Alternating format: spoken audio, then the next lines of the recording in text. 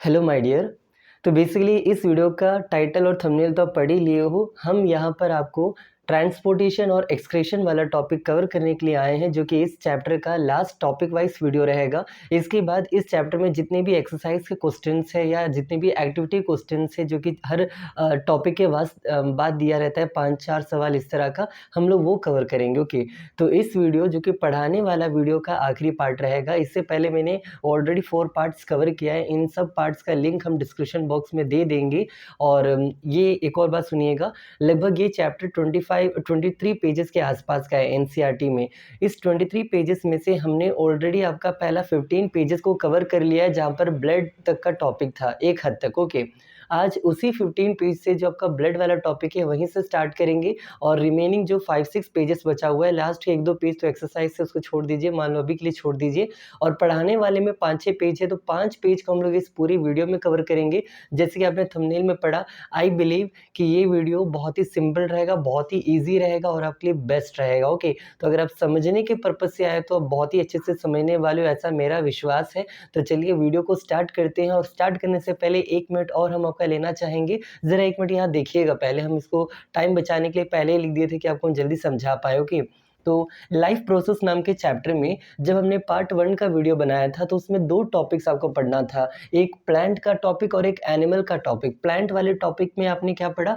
Photosynthesis पढ़ा, जो कि ऑटोट्रॉप्स का पार्ट था। ओके, और दूसरा था एनिमल वाले में आपने जो नाम पढ़ा वो है हेटेरोट्रॉप्स, जो कि किसका पार्ट है? अगर आपसे कोई पूछ दे तो वो उसका कौन कौन सा पार्ट है, तो उसका पार्ट है होलोजोइक न्यूट्रिशन, जो कि अमीबा में देखा जाता है। उसका पार्ट है सैप्रोफाइटिक, जो कि dead and decaying organism survive करता है। उसी का पार्ट है पैरासिटिक न्यूट्रिशन, जिसमें कस्कट्टा, अमरबेल और इस तरह के अदर ऑर्गेनिजम्स आते हैं, जो कि दूसरे ऑर्गेनिज्म पर, होस्ट ऑर्गेनिज्म पर सर्वाइव करते हैं। और ये पूरा टॉपिक को मिला के, ऑटोट्रॉप्स हेटेरोट्रॉप्स दोनों मिलाकर, ये पार्ट 1 का वीडियो कौन से टॉपिक पर था? तो न्यूट्रिशन वाले नाम पर था ये वीडियो।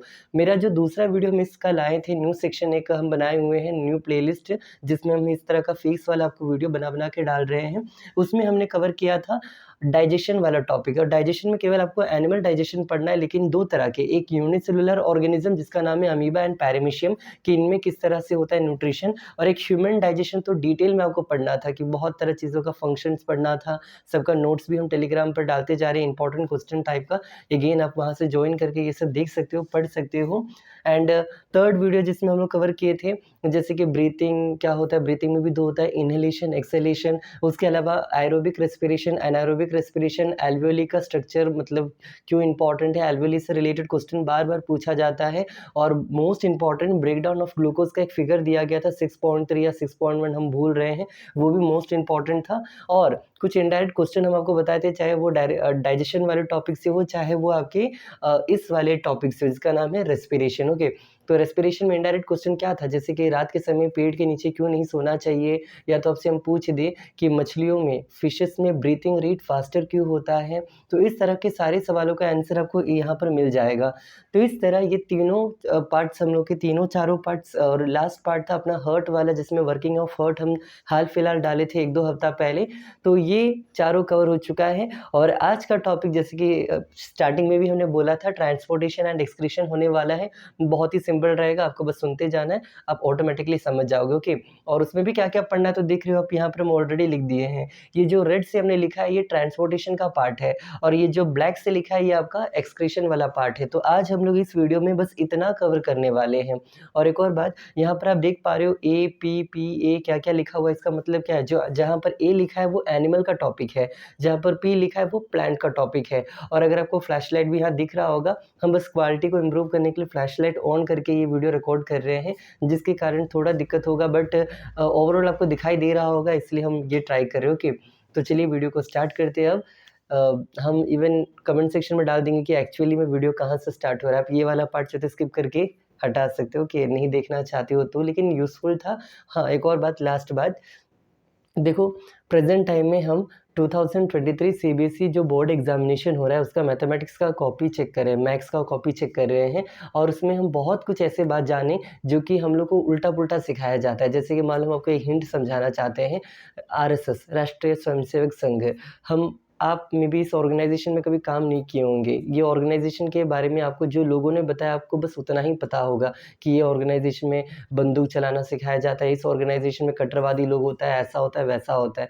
बट इंटरनली हम उसको एक्सपीरियंस के तो हम जानते हैं कि नहीं, ऐसा कुछ नहीं था, बस कहने के लिए ये सब अफ़वाह है या एक लेवल तक खराब झूठ है, ओके। उसी तरह कॉपी चेकिंग के दौरान हमको बहुत तरह की इस तरह बात पता चला जो कि हम लोग डे टू डे लाइफ में हम लोग को झूठ बोला जाता है कि डे टू डे लाइफ में टीचर्स बताते हैं, चाहे वो यूट्यूब पर हो या स्कूल में, कि ऐसा मत करके आना, ऐसे करके आना, जो कि बहुत चीज़ें गलत था। आज खुद हम कॉपी चेक करें, आज हमको मान लो हम बीइंग ए टीचर हमको 200 टू 250 कॉपी चेक करना है टोटल, तो हम अभी 100 कर चुके हैं और इस 100 का जो एक्सपीरियंस है हम और भी चेक करेंगे, उसके बाद ही ये वीडियो अपलोड करेंगे। हम उसका पूरा पॉइंट्स वाइज लिख रहे हैं, मैथ्स में क्या-क्या मैंने समझा, मैथ्स एग्ज़ाम से रिलेटेड हम सब आपके साथ डिस्कस करेंगे एक स्पेशल मैथ्स वीडियो में। तो चैनल को ज़रूर सब्सक्राइब कीजिएगा, उससे रिलेटेड टॉपिक्स भी हम जल्दी ही कवर करेंगे, ओके। अब स्टार्ट करते हैं वीडियो को, कि बहुत लेंथी हो गया। स्टार्ट करें, अब सुनिएगा।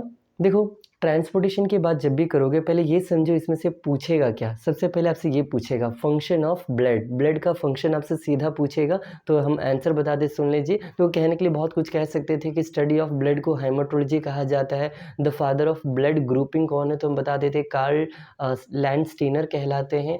द फर्स्ट पर्सन जिन्होंने सर्कुलेटरी सिस्टम या ब्लड मूवमेंट के बारे में पढ़ा, उनका नाम विलियम हार्वी नाम के आदमी थे, जो कि इंग्लैंड के थे। क्योंकि ये सब पूछा नहीं जाता, ये एक्स्ट्रा नॉलेज या मेडिकल लेवल में जाओगे आपको काम आएगा, तो अभी के लिए वो छोड़ रहे हैं ना। अभी हम आपको बस एग्जाम पॉइंट ऑफ व्यू से और सिंपलेस्ट वे में बताने का प्रयास करेंगे। सबसे पहले आपको इस चैप्टर में पढ़ना है फंक्शंस ऑफ ब्लड। तो देखो, ब्लड के 4 फंक्शन, मेन फंक्शन होते हैं, 3-4 मेन फंक्शन। जैसे सबसे पहला क्या होता है, it helps in the transport of food material, खाना को पहुंचाने का काम ब्लड का होता है। नहीं समझ आ रहा है कैसे, तो जाके डाइजेशन वाला देखो, समझ जाओगे, ठीक है। दूसरा, ब्लड का दूसरा काम होता है ट्रांसपोर्टेशन ऑफ गैसेस, जैसे कि CO2 एंड O2 को ट्रांसपोर्ट करना किसका काम होता है, तो ये भी ब्लड का काम होता है। नहीं समझ आ रहा है, जाके रेस्पिरेशन वाला टॉपिक देखो, समझ जाओगे। तीसरा function, it also helps in the transport of waste materials. अब वेस्ट मटेरियल्स जो होता है उसको भी ट्रांसपोर्ट करने में मदद करता है। अगर ये नहीं समझ आए तो भी एक्सक्रीशन में पढ़ लेंगे, okay. And the last one, जिसको हम लोग कहते हैं ट्रांसपोर्टेशन ऑफ हॉर्मोन्स, या तो हार्मोन्स कहते हो, इसका भी काम किसका होता है, ब्लड का काम होता है। तो बेसिकली हमने आपको 4 फंक्शंस बताया ब्लड का। पहला, फूड ट्रांसपोर्ट करने का काम। दूसरा, गैसेस को ट्रांसपोर्ट करने का काम। तीसरा, वेस्ट मटेरियल को ट्रांसपोर्ट करने का काम। और चौथा, हॉर्मोन्स को ट्रांसपोर्ट करने का काम। बस आपको ये 4 पॉइंट्स रट्टा मार के दिमाग में बैठा लेना है, इसी को आपको लिख के आ जाना है, नथिंग एल्स, ओके। तो ये आपको पहला सवाल बता दिए जो कि आता है। सेकंड, इसी टॉपिक के जस्ट ऊपर में था लिम्स नाम का एक टॉपिक हुआ करता है, ओके। तो लिम्स क्या है जरा समझिएगा। इंसान के ह्यूमन बॉडी में टोटल 11 ऑर्गन सिस्टम होता है, जिस तरह circulatory system, excretory system, reproductive system, या इस तरह के जो भी नर्वस सिस्टम, तो टोटल 11 होता है, ठीक है। उन 11 में इनको जोड़ा नहीं जाता, फिर भी ये इंपॉर्टेंट है, जिसका नाम है लिम्फेटिक सिस्टम कहलाता है। जिस तरह ब्लड सिस्टम होता है, ब्लड का जो पूरा ट्रांसपोर्टेशन सिस्टम होता है, उसी का ये एक पार्ट है। लिम्फेटिक सिस्टम में होता क्या है, तो इसमें भी लिम्स होता है। जिस तरह ब्लड वेसल्स में ब्लड होता है, लिम्फेटिक वेसल में लिम्स का स्टोरी पढ़ना होता है। ब्लड में प्रोटीन की मात्रा ज़्यादा होता है, जबकि लिम्स में प्रोटीन की मात्रा कम होता है। ब्लड का कलर जो होता है रेडिश टाइप का, डार्क पिंक कलर जो भी कहते हैं, जबकि इसका कलर जो होता है पेल येलो कलर, मतलब थोड़ा सा येलो कलर होता है। या तो कई बार आपको एनसीईआरटी में या तो गूगल पर लिखा रहेगा व्हाइटिश कलर, कलरलेस लिखा रहेगा, ओके। तो ये है। फोर्थ पॉइंट, जब ब्लड ट्रांसपोर्टेशन होता है तो उसमें कुछ पार्टिकल्स जो होता है ना, वो कैपिलरीज में चले जाते हैं। उसी तरह लिम्फेटिक के पास भी लिम्फेटिक कैपिलरीज होता है, कि जब लिम्स जो कुछ एस्केप कर जाते हैं, वो उस लिम्फ कैपिलरीज में चले जाते हैं और उसके बाद वो मेन स्ट्रीम में वापस जाके जुड़ जाते हैं। मेरा हम कहना ये चाहते हैं, आपके एनसीईआरटी में ट्रांसपोर्टेशन वाले टॉपिक के वहाँ पर एक बस इतना सा लिम्फ्स के बारे में दिया गया है, आपको वो पॉइंट्स रट लेना है, क्योंकि लिम्फ्स के बारे में भी पूछा जा सकता है। लिम्फ का मेन फंक्शन पूछ देगा, मेन फंक्शन ही आपको टास्क दे रहे हैं, एनसीईआरटी में बता दिए कहाँ है। ट्रांसपोर्टेशन के आसपास लिखा हुआ है लिम्स के बारे में, उसका कलर मेंशन्ड होगा, उसमें क्या होता है, जैसे कि लेस प्रोटीन होता है, ये लिखा होगा। एंड उसका लास्ट लाइन में लिखा हुआ है the main function of lymph. ये आपके लिए टास्क है, ढूंढो, नहीं मिलेगा तो हम अपने नोट्स वाले में तो डाल ही रहे, टेलीग्राम पर डालेंगे, ओके। वहाँ पर हम बच्चों को बताएंगे, तो आप वहाँ से भी जाके देख सकते हैं कि लिम्फ्स का मेन फंक्शन क्या होता है। टेलीग्राम का नाम किक क्लासेस है, अबाउट सेक्शन में जाके आप देख सकते हो, या तो जस्ट टेलीग्राम में जाके KI के क्लासेस टाइप करके आ सकते हो कि नेक्स्ट है आपको, तो लिम्स का मेन फंक्शन आपको वहाँ देखना है, हम इनडायरेक्ट वे में बता दिए। कैपिलरीज में जो भी लेस प्रोटीनिशियस थिंग आता है उनको कैप्चर करना और उसको मेन स्ट्रीम में वापस से छोड़ देना, रीअब्जॉर्ब करके दे देना। ओके, नेक्स्ट है प्लेटलेट्स। इसमें से भी केवल एक सवाल पूछेगा कि ब्लड क्लॉटिंग में मदद कौन करता है, तो क्लॉटिंग ऑफ ब्लड्स में जो हेल्प करता है उसका नाम है प्लेटलेट्स। प्लेटलेट्स की कमी से एक इंसान की मृत्यु भी हो सकती है, तो प्लेटलेट्स वेरी इंपॉर्टेंट होता है। ओके, आप कहोगे तो इस तरह आरबीसी का भी बताइए, डब्ल्यूबीसी का भी बताइए, तो देखो एग्जाम में पूछा नहीं जाता, फिर भी ऐसे सुन लो। आरबीसी का काम होता है, मेन फंक्शन होता है टू कैरी ऑक्सीजन, आरबीसी का मेन काम। डब्ल्यूबीसी का काम होता है to fight against the germs and bacteria, या तो एक्सटर्नल जो भी पार्टिकल्स जो बॉडी में एंटर करता है उनके साथ लड़ने का काम करता है डब्ल्यूबीसी, जिसको वाइट ब्लड सेल्स कहते हैं। और तीसरा जिसको हम लोग कहते हैं प्लेटलेट्स कहते हैं। तो तीन होता है, आरबीसी, डब्ल्यूबीसी, प्लेटलेट्स।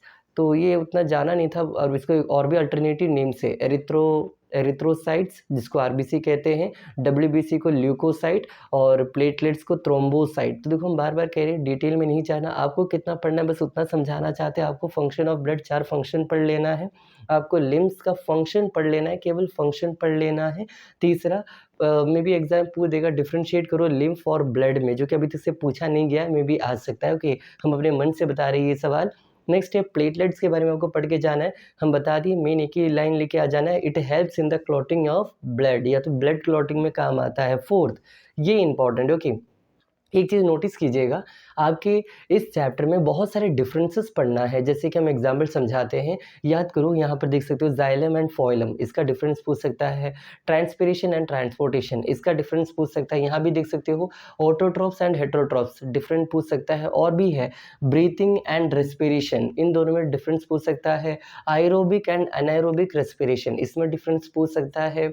और डिफरेंस भी है, एक और डिफरेंस बताते सुनिएगा, जैसे कि हमको याद आ रहा है, हाँ, इनहेलेशन एंड एक्सहेलेशन, इन दोनों में डिफरेंस बताओ, ये पूछा जा सकता है। तो कहने के लिए हम कहना ये चाहते कि बहुत सारे डिफरेंसेस आपके एनसीईआरटी में इस चैप्टर में है, एक डिफरेंस आने की संभावना है। अगर आप पूछोगे वो सबसे ज़्यादा संभावना किस में है, तो हम वो भी बता देते हैं। The most important difference from this chapter is aerobic and anaerobic respiration. तो आपको ये दोनों का डिफरेंस पढ़ के ही जाना है। हम ऑलरेडी टेलीग्राम पर इसका आंसर डाल दिए हैं, जो बच्चे ने ईमानदारी से नहीं पढ़ा एक बार वो भी देख लेना, और जो नहीं देखे वो जाके या तो गूगल से आंसर कर लो, या तो टेलीग्राम में आके देख सकते हो। कि नेक्स्ट है, तो what is the answer between transpiration and translocation, और ये वेरी इंपॉर्टेंट है। ठीक है, देखो अगर आप टर्म वाइज भी पूछोगे, ये टर्म वाइज भी आ सकता है। Define translocation, define transpiration, define double circulation, define alveoli, तो इस तरह डिफाइन करके भी आ सकता है, या what is translocation, what is करके आ जाएगा, या डिफाइन करके आ जाएगा, या डिफरेंस करके आ जाएगा, लेकिन आएगा जरूर। तो आपको ये दोनों करके जाना है। तो चलो हम आंसर बताते सुनिएगा। देखो ट्रांसपिरेशन एक प्रोसेस होता है जिसमें एक्सेस वाटर जो होता है प्लांट्स में से वो रिड हो जाता है, मतलब निकल जाता है। The process of removal of excess water from the leaves in the form of water vapour. अब ये पानी निकलता कहाँ से है, पत्तों में से निकलता है। पत्तों में ऐसा क्या है, स्टोमाटा, याद करो आपने पढ़ा था। ओके, तो प्लांट्स के लीव्स में जो क्या होता है, प्लांट्स के लीव्स में हम आपको एक एग्जाम्पल नाम बोले, स्टोमेटा, उस टोमेटा से जो एक्स्ट्रा वाटर रिलीज होता है इन the form of water vapour, उसी को कहते हैं हम लोग ट्रांसपोर्टेशन। ओके, तो ये ट्रांसपोर्टेशन क्या कहते हैं, ट्रांसपीरेशन कहते हैं। लेकिन अगर आपसे कोई पूछ दे, इसमें अभी हमने एक नाम बोला स्टोमेटा, उसका क्या काम क्या होता है, केवल एक्सेस वाटर को रिलीज करना होता है क्या, नहीं, एक और काम होता है, एक्सचेंज ऑफ गैसेस। जो भी प्लांट CO2 या O2 लेता है ड्यूरिंग द फोटोसिंथेसिस, वहाँ भी कौन काम करता है, तो स्टोमेटा ही काम करता है। तो प्लीज़ ये भी याद रखिएगा, 2 functions of stomata, one is called removing of excess water, second is exchange of gases. Third name translocation. अब इससे रिलेटेड आंसर सुनना। देखो बहुत बच्चे कंफ्यूज रहते हैं कि फोइलम और ट्रांसलोकेशन में डिफरेंस क्या होता है। मतलब फोइलम का काम होता है ट्रांसपोर्ट ऑफ फूड मटेरियल्स, ऐसा पढ़ाया जाता है, transport of food, amino acid extra. Okay, जबकि ट्रांसलोकेशन भी क्या होता है, सेम होता है, the process of transportation of food from leaves to different parts of the plant. तो डिफरेंस क्या है, तो बहुत ही सिंपल आंसर था, सुनिएगा। ट्रांसलोकेशन जो होता है उस प्रोसेस का नाम है, लेकिन जो करवाता है थ्रू किसके रास्ते, तो उसका नाम है फोइलम। जैसे कि हम कहेंगे आप अपने स्कूल में जो है, घर से स्कूल जो है रोड से जाते हो, तो रोड का नाम हो गया आपका ट्रांसलोकेशन, सपोज दैट। लेकिन उस रोड में क्या कैसे जाते हो, टू व्हीलर से जाते हो कि फोर व्हीलर से जाते हो, या पैदल जाते हो, या जाते कैसे हो, द मीडियम है ना, वो मीडियम जिस चीज़ से आप जा रहे हो उसको कहते हैं हम लोग ये चीज़ फोइलम। तो अगर हम आपको आंसर अगर अच्छे से समझाए तो आंसर सुनिएगा, the process of transportation of food material from plant leaves to different parts of the plant is known as translocation and it is done through फोइलम। तो आपको बस ये समझना था। ओके, तो ये भी हो गया। अब जाइलम एंड फोइलम, अगेन आपको पता होगा फोइलम ट्रांसपोर्ट ऑफ फूड मटेरियल करता है, जबकि जाइलम क्या करता है, इसका आंसर है transport of water and minerals. तो प्लांट में जो वाटर एंड मिनरल्स पहुंचाने का काम होता है वो जाइलम का काम होता है, जबकि फूड एंड अमीनो एसिड जो कि कॉम्प्लेक्स फूड मटेरियल होता है उसका ट्रांसपोर्टेशन फोइलम करवाता है। तो ये पढ़ लीजिएगा। इवन हम अपना नोट्स अगेन टेलीग्राम में डाल देंगे, इसके 10-10 डिफरेंस हम डाल देंगे, वो आपको पढ़ना ही पढ़ना है, इंपॉर्टेंट है, मतलब इंपॉर्टेंट है, ठीक है, ये भी कर लोगे। अब आते हैं, तो देखो इतना ही था बस ट्रांसपोर्टेशन में। तो अब क्यों इतना परेशान हो रहे हो, इतना डिटेल में जा रहे हो, जहाँ पर डिटेल में जाना है वहाँ जाइए, जहाँ पर नहीं जाना वहाँ पर टाइम बर्बाद मत कीजिए। हम यही आपको सजेशन देंगे। और कुछ चीज़ें छोटा हो, देखो कोई एनसीईआरटी पूरा बैठ के भी रटे नहीं है और उसको आपको समझा नहीं रहे, जस्ट ज़ीरो प्रिपरेशन के साथ हमको कुछ वर्ड्स हम नोट डाउन कर लेके हमको ये वर्ड बच्चों को बताना है और हम बताना स्टार्ट कर रहे हैं। इसमें कोई डिटेल्ड चीज़ें आपको उतनी ज़रूरत है नहीं, और इससे ज़्यादा प्रीवियस ईयर में पूछा भी नहीं जाता, तो आप क्यों दिमाग इसके पीछे लगा रहे हो जो आता नहीं है। हाँ, अगर आप मेडिकल स्टूडेंट हो, मेडिकल एस्पिरेंट बनना चाहते हो, तो अगर आप डिटेल में जाना पसंद करोगे तो हमको भी अच्छा लगेगा। लेकिन अगर आप कोई मेडिकल एस्पिरेंट नहीं हो, अभी आप केवल क्लास 10 पर फोकस करना चाहते हो, तो भी ये मोर देन इनफ है, ठीक है, इतना के लिए आपके लिए बहुत काफ़ी रहेगा। और एक्स्ट्रा में तो हम बताते ही रहते हैं कि हाँ ये एक्स्ट्रा है, ये मत पढ़ना, ये एक्स्ट्रा के लिए बता रहे जो भी हो। ओके, आगे आते हैं एक्सक्रीशन वाले टॉपिक में। देखिएगा एक्सक्रीशन वाले टॉपिक में अगर आप आओगे तो आपको पढ़ना क्या है। ओके, एक्सक्रीशन वाले टॉपिक में बेसिकली आपको ये 3 टॉपिक्स पढ़ना है। एक है आपका किडनी का स्ट्रक्चर और उससे रिलेटेड क्वेश्चंस, दूसरा है नेफ्रॉन क्या होता है और उसका स्ट्रक्चर आपको पढ़ना है, तीसरा प्लांट कैसे एक्सक्रीशन करता है आपको ये भी पढ़ना है। चलिए एक-एक करके सुनते हैं। सबसे पहले किडनी, देखो किडनी से क्या आएगा अगर आप पूछोगे तो हम पहले ही बता दें, उससे आपको केवल डायग्राम आएगा। ओके, ज़रा सुनिएगा, डायग्राम खास करके आएगा, केवल डायग्राम नहीं आएगा, खास करके डायग्राम आएगा। जैसे कि डायग्राम आई होप आपको पता ही होगा, ज़रा हम जल्दी से बना देते इसको मिटाकर। 1 मिनट देखिएगा, कहाँ मिटा दें, कुछ भी मिटा देते हैं, है ना, बहुत कुछ तो लिखा हुआ है, कहीं से भी मिटा देते, 1 मिनट यहीं से मिटा देते। तो आई होप ये सब आपको समझ आ रहा होगा। अब इसको मिटा के ज़रा जल्दी से हम यहाँ लिख देते हैं, लिखना नहीं मतलब बनाना चाहते हैं कि इसमें बेसिकली आपको पढ़ना क्या है, ठीक है। तो देखो एक इस तरह का स्ट्रक्चर होता है, हम लोग इसको कहते हैं पेयर ऑफ किडनी कहते हैं, ये पेयर ऑफ किडनी होता है। और इसे वैसे ये है पेयर ऑफ किडनी, है ना, बीन लाइक स्ट्रक्चर होता है। और ये जो पाइप निकला हुआ है किडनी से, इसको हम लोग कहते हैं, क्या कहते हैं, ureter, a pair of ureter. और उसके बाद जो होता है इसको हम लोग कहते हैं यूरिनरी ब्लैडर, और इसके बाद जो निकला जो फाइनल पार्ट होता है इसको हम लोग कहते हैं यूरेथ्रा कहते हैं।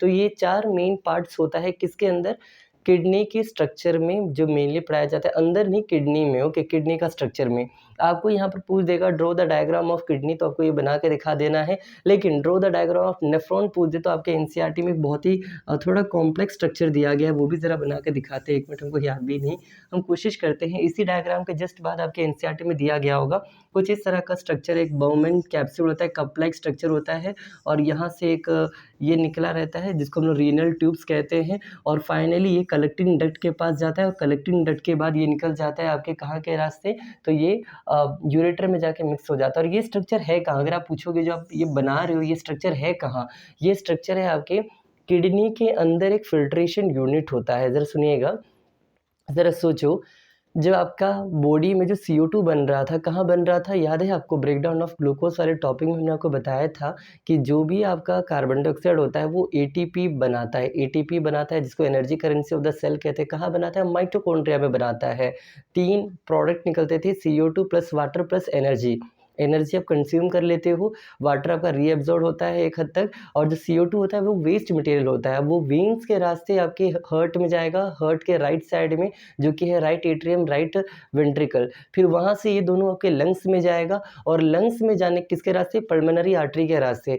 और पल्मोनरी आर्टरी से हार्ट में जाने के बाद, सॉरी, लंग्स में जाने के बाद वो रिलीज आउट हो जाएगा। तो लंग्स में ऐसा क्या है जो कि CO2 और O2 को प्यूरिफाई करता है, या तो जो भी करता है? तो उसका आंसर था एल्वियोली, फिल्ट्रेशन यूनिट, जो कि आपके लंग्स में है। Filtration unit in the lungs is alveoli. उसी तरह किडनी के अंदर भी तो कोई फिल्ट्रेशन यूनिट होगा, है ना? उनका नाम क्या है? अगर आपसे कोई पूछे तो नाम याद रखना हमेशा, very important, that is called nephron. Okay, तो ये आंसर याद रखना, नेफ्रॉन। जब अगले चैप्टर में आप जाओगे कंट्रोल एंड कोऑर्डिनेशन, वहाँ पर आप पढ़ोगे कि नर्वस सिस्टम ब्रेन में भी एक होता है, उसका नाम भी सिमिलर है लेकिन सेम नहीं है। ओके, उसका नाम होता है न्यूरॉन। इसको नर्व सेल्स भी कहते हैं। तो ये न्यूरॉन नर्वस सिस्टम में आप पढ़ोगे, और ये नेफ्रॉन आप किडनी वाले में पढ़ोगे। तो किडनी में बेसिक फिल्ट्रेशन यूनिट नेफ्रॉन कहलाता है। और एक नहीं, दो नहीं, 10 नहीं, 1000 नहीं, there are millions of nephrons in the kidney. तो मिलियंस ऑफ नेफ्रॉन्स होता है, तो ये बहुत ही स्मॉल साइज का होता है, और उस स्मॉल साइज वाले के अंदर ये स्ट्रक्चर होता है। अब अगर ऐसे कोई पूछ दे कि किडनी में मेन पार्ट्स कौन कौन से होते हैं, तब तो बता ही दोगे, पेयर ऑफ किडनी होता है, यूरेटर का पेयर होता है, यूरिनरी ब्लैडर होता है, यूरेथ्रा होता है। लेकिन नेफ्रॉन के अंदर क्या क्या मेन पार्ट्स होता है? तो एक होता है कप लाइक स्ट्रक्चर, जिसको हम लोग कहते हैं बाउमेंस कैप्सूल, सारे एनसीईआरटी में लिखा हुआ है। और इस बाउमेंस कैप्सूल में भी बहुत सारे कैपिलरीज होते हैं, गड्ढे होते हैं, और उस गड्ढे वाली पोर्शन को क्या कहते हैं? टाइनी पोर्स को ग्लोमेरुलस कहा जाता है। Bowman's capsule, glomerulus. उसके बाद जो पाइप होता है इस तरह का, इसको हम लोग कहते हैं रीनल ट्यूब्स। यहाँ पर भी रीअब्सॉर्प्शन होता है, वाटर का एक्सेस वाटर जो भी बच जाता है।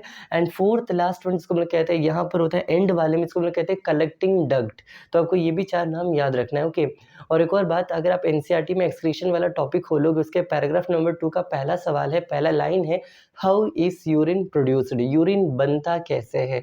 तो आंसर है किडनी में बनता है। ये पहले कहाँ बनता है? तो किडनी में बनता है। कैसे बनता है? तो जो एक्सेस वाटर मतलब होता है ना, आप जो पानी पीते हो, जितना ज़्यादा पियोगे उसके हिसाब से यूरिन फॉर्मेशन होता है। तो बस यही आंसर था, excess amount of water in the body creates और रिलीज वाट? यूरिन। और वो यूरिन कहाँ के रास्ते निकल जाता है? तो यूरिनरी ब्लैडर में आके पहले वेट करता है, क्योंकि वो नर्वस सिस्टम के अंदर में होता है, नर्वस कंट्रोल में होता है। आप चाहोगे तभी आपका यूरिन निकले। ऐसा थोड़ी है कि आप बैठे हो, आपका यूरिन निकलते जा रहा है, निकलते जा रहा है, नो, है ना? ऐसा नहीं होता है।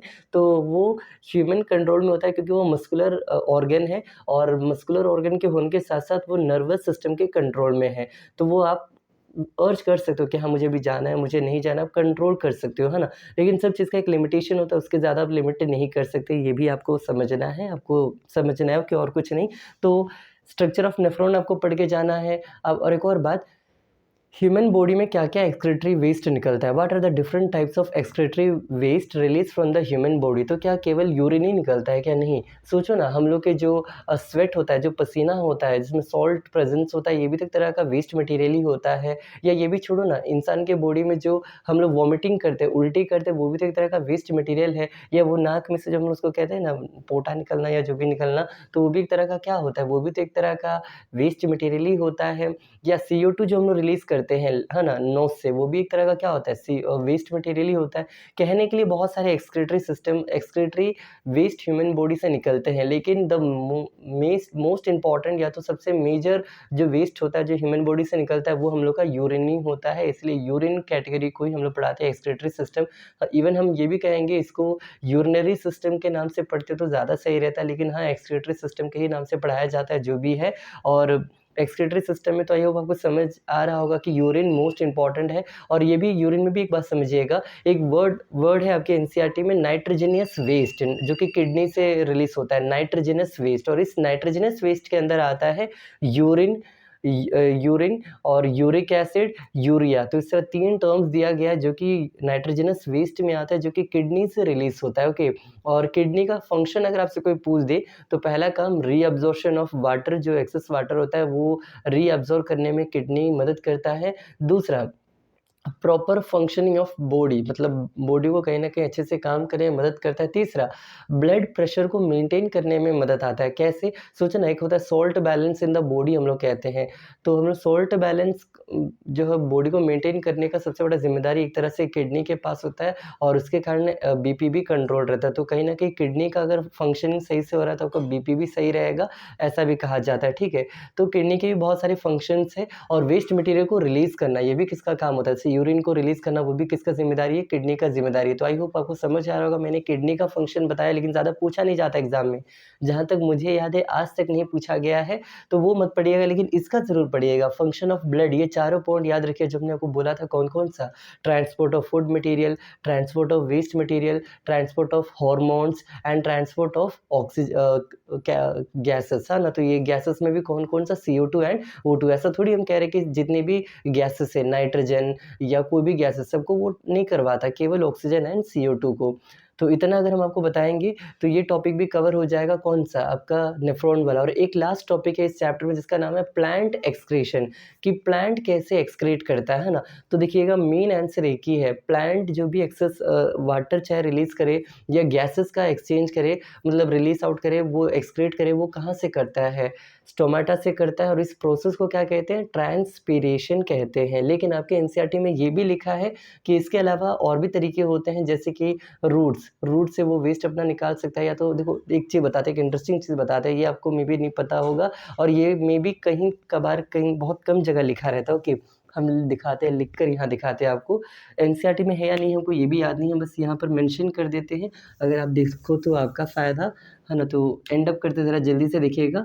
स्टोमेटा जो होता है, जिससे उसका वेस्ट मटेरियल रिलीज़ होता है, ये कहाँ पाया जाता है? इन द लीव्स, है ना? लीव्स में पाया जाता है। लेकिन मेरा सवाल, जो उसका स्टेम होता है, स्टेम में से भी वेस्ट मटेरियल रिलीज़ होता है, तो उस पोर्शन का नाम बताइए जहाँ से ये निकलता है। अगर लीफ से कोई पूछ दे तो वो स्टोमेटा, लेकिन स्टेम से हो तो ये कहाँ से होगा? तो ये होता है लेंटिसेल। तो एक नाम याद रखिएगा, लेंटिसेल्स। तो लेंटिसेल भी एक पोर्शन या पार्ट जो भी कह लीजिए, यहाँ से क्या होता है, एक्सेस वेस्ट मटेरियल निकलता है फ्रॉम द प्लांट, ये हो गया। और by general surface of the root से भी कुछ वेस्ट मटेरियल निकलते हैं, और waste material store in the form of, कौन-कौन से रूप में स्टोर रहते हैं अगर पूछा जाए तो एनसीईआरटी में लिखा है resins, gums and cell vacuole. तो इन सब जगह में ये स्टोर रहता है, ये भी आप याद रख सकते हो।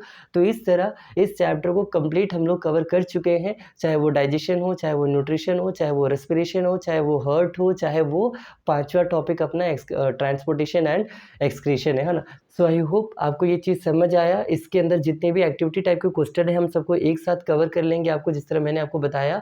और कोई भी डाउट हो तो अपने टेलीग्राम में जुड़िए, हम वहाँ पर आपको सैटरडे संडे ओपन रखते हैं ग्रुप को। कोई भी बच्चे को किसी भी तरह का बायोलॉजी या साइंस या एसएसटी या मैथ्स या जो भी डाउट्स है वो हमसे पूछ सकता है। जितना हमको आता है हम उतना हेल्प ज़रूर करेंगे, और कुछ खास नहीं। वीडियो अच्छा लगा तो बताइएगा। मेनली आज हम लोग का पर्पस था ट्रांसपोर्टेशन एंड एक्सक्रीशन, और आपको बताना कि क्या-क्या उसमें भी इम्पोर्टेंट है। सारा चीज़ें नहीं पढ़ना, हम आपको वो भी बता दिए, और कुछ खास नहीं। कुछ छोटा हो तो हम ज़रूर आगे एक और वीडियो लाएँगे, जिसमें होता है ना एक्स्ट्रा करके कुछ लिख देंगे, जो भी लाइफ प्रोसेस का एक्स्ट्रा टॉपिक से एक साथ कवर करके आपको बता देंगे। ये वीडियो कैसा लगा ये भी ज़रा बताइएगा। दोस्तों के साथ शेयर कीजिएगा, क्योंकि हम लोग का रीच नहीं पहुँच पा रहा है ज़्यादा बच्चों तक। तो हेल्प और कुछ नहीं, इस वीडियो को एंड अप करते हैं। Thank you.